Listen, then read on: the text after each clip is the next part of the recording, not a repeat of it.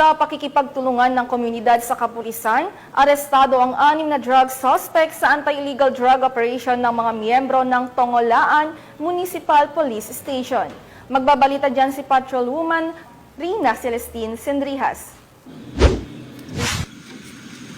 Arestado ang 6 na individual na drug suspect sa isinagawang buy-bust operation ng mga operatiba ng Taguluan MPS sa Barangay Sugbong Kugon, Taguluan, Misamis Oriental nito lamang ika-18 ng Oktubre taong kasalukuyan. Ayon kay Police Major Enrique Francisco Dungog, hepe ng Taguluan Municipal Police Station, ang mga suspect ay mga residente ng Cugman, Cagayan de Oro, Villanueva at Taguluan, Misamis Oriental. Sa ikinasang operasyon ng mga operatiba ng Taguluan Municipal Police Station ay nagresulta sa pagkakaaresto ng mga suspect at pagkakakumpiska ng mga pakete na hinihinalang shabu, isang 500 peso bill na ginamit bilang buy-bust money at iba pang mga drug paraphernalias. Nahaharap ang mga suspect sa kasong paglabag sa RE 9165 o Comprehensive Dangerous Drugs Act of 2002.